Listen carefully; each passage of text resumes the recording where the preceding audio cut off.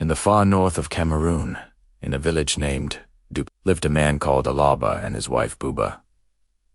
Alaba was a devoted herbalist, a man whose hands knew the secrets of the earth. His wife BOUBA was a traditionalist, blessed with a mysterious power that allowed her to defend their village alone. But this power was not hers alone. It flowed from Alaba, who fortified her spiritually before every battle. BOUBA's fame spread like wildfire, not just in BOUBA, but through all the neighboring villages.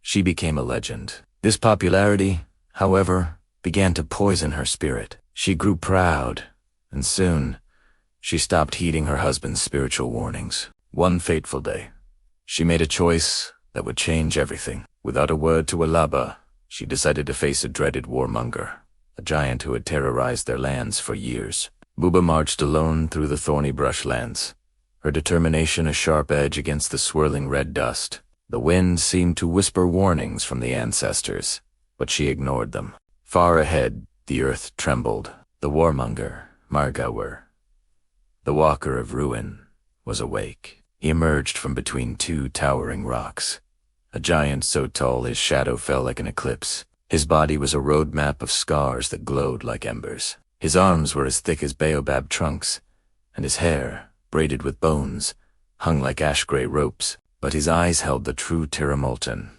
ancient, seeing not just flesh, but the spirit beneath. His voice rolled across the plain like thunder. "Another child of BOUBA comes to test herself," he rumbled. "I have swallowed warriors greater than you, BOUBA." Her fingertips swirling with fire, felt no fear, only the intoxicating sense of invincibility. But miles away, in their quiet home, Alaba's sacred calabash rattles clattered on their own. The fire in his hearth shot straight up. His heart lurched. "BOUBA. BOE," he whispered. He reached for the sacred pouch he had woven for her, only to find it colder than death. Her life force, usually so vibrant, was flickering like a dying lantern. A spiritual tear ripped through him. The old spirits whispered in his ear, "She walks into the jaws of the one who devours pride."